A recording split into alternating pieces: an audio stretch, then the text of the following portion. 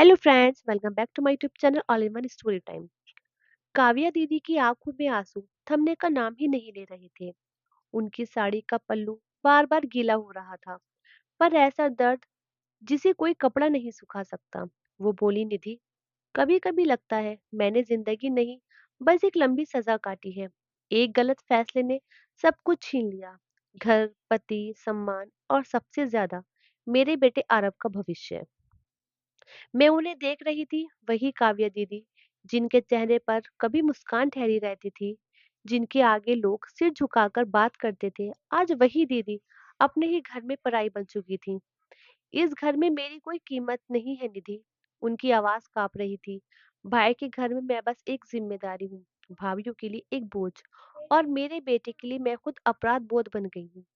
वो थोड़ी देर चुप रही, फिर बेहद धीमी आवाज में बोली, सबसे ज्यादा दर्द तब होता है जब मेरा बेटा मुझसे पूछता है, माँ, मेरे पापा क्यों नहीं आते, और मेरे पास कोई जवाब नहीं होता। उस पर मुझे लगा जैसे पूरा आंगन उनके दर्द से भर गया हूँ। दीवारें भी सुन रही थी, पंखा भी रुक रुक कर चल रहा था, जैसे वो भी शर्मिंदा हूँ। काव्या दीदी ने मेरी ओर देखा, आंखों में गहरी थकान थी। निधि, घर छोड़ना आसान होता है, पर बिना घर के जीना सबसे ज्यादा मुश्किल। उनकी ये बात मेरे दिल में तीर की तरह लग गई। मैं समझ गई थी, छोटी सी नाराजगी को जिंदगी बना लेना कितना भारी पड़ सकता है। मैंने उसी पल तय कर लिया, मैं अपनी जिंदगी को काव्या दीदी की तरह पछतावे की कहानी नहीं बनने दूंगी। ये कहानी है उस पल की जब मैं अपनी मौसी के यहाँ शादी में गई थी। मेरी मौसी की बेटी पायल की विदाई हो चुकी थी। घर में रिश्तेदारों की भीड़ थी, पर सुबह के 8 बजते बजते पूरा घर जैसे थककर चुप हो गया था। कोई सो रहा था, कोई ऊँघ रहा था, मगर काव्या दीदी जाग रही थी। रसोई में बिखरे बर्तन समेटती हुई चुपचाप काम कर रही थी। निधि ने आंखें मली और उन्हें देखा तो बोली, दीदी, अभी तो सब सो रहे हैं, आप इतनी जल्दी क्यों उठ गई? काव्या दीदी हल्की सी मुस्कान के साथ बोली, मेरे हिस्से में नींद कहाँ लिखी है निधि। घंटे भर में सब उठेंगे, फिर चाय नाश्ता चाहिए होगा, घर में सब काम अपने आप मेरे हिस्से आ जाते हैं। निधि चुप हो गई। ये वही काव्या दीदी थी जिन्हें वो बचपन में रानी की तरह देखती थी। सुंदर, हंसमुख, हर किसी की चहेती। दोनों चाय लेकर बरामदे में बैठ गईं। कुछ पल पुरानी यादों की बातें हुई। फिर निधि ने हिम्मत करके पूछ ही लिया, दीदी, आप सच में कभी वापस ससुराल नहीं गईं? क्या हुआ था ऐसा? काव्या दीदी कुछ देर चुप रही, फिर जैसे बरसों से दबा दर्द बाहर आने लगा। गलती मेरी ही थी निधि, मैं बहुत अकड़ में रहती थी, पापा की लाडली थी, तो ससुराल में किसी की बात बर्दाश्त नहीं करती थी। उन्होंने गहरी सांस ली। 1 साल बाद आरा हुआ, मैं जिद करके मायके आ गई। सोचा था थोड़े दिन में अमित लेने आ जाएगा, पर कोई नहीं आया। निधि उन्हें देखती रह गई। दीदी की आंखों में आज भी वही इंतजार जिंदा था। काव्या दीदी की आंखें एक जगह ठहर गई थी, जैसे वो बीते सालों को अपनी आंखों के सामने चलता देख रही हो। शुरू शुरू में सब ठीक था निधि, वो धीरे से बोली, मम्मी पापा ने खूब प्यार दिया, भाई भाभीियों ने भी कुछ नहीं कहा, पर वक्त के साथ साथ सब बदलता गया। निधि चुपचाप सुन रही थी। पापा के जाने के बाद काव्या दीदी की आवाज भारी हो गई, जैसे इस घर में मेरी अहमियत भी चली गई। मैंने एक बार सोचा भी कि अपने पति के पास वापस चली जाऊं, लेकिन कुछ साल इंतजार करके उन्होंने दूसरी शादी कर ली। अब मैं बेटी नहीं, एक बोझ बन गई। वो मुस्कुराने की कोशिश कर रही थी, पर आंखें धोखा नहीं दे पा रही थी। भाभीियों की पुरानी साड़ियां मेरे हिस्से आने लगी। भतीजों के पुराने कपड़े आरव को मिलते हैं। उनके बच्चे इंग्लिश स्कूल में पढ़ते हैं, मेरा बेटा सरकारी स्कूल में 15 साल का हो गया है, 3 बार 7वीं में फेल। निधि का दिल भर आया। भाई अपने बेटे के नाम पर जमीन खरीदता जा रहा है, काव्या दीदी बोली, और मेरे बेटे के नाम पर सिर्फ मेरी गलती का बोझ है।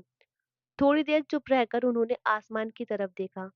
सब लोग छुट्टियों में घूमने जाते हैं, और मैं आरव के साथ घर की रखवाली करती हूँ, बीमार मम्मी की सेवा करती हूँ। कभी कभी लगता है मैं इस घर में रहती नहीं, बस मौजूद हूँ। उनकी आवाज कांपने लगी, निधि, जवान जोड़ों को हंसते खेलते देखती हूँ तो लगता है जैसे कोई चुभता हुआ सवाल सीधे दिल में उतर जाता है। क्या मेरी जिंदगी सिर्फ यही थी? उन्होंने गहरी सांस ली। मैं एक बंद कमरे का पंछी हूँ, जिसने अपने ही पंख दीवारों से टकरा टकरा कर तोड़ लिए।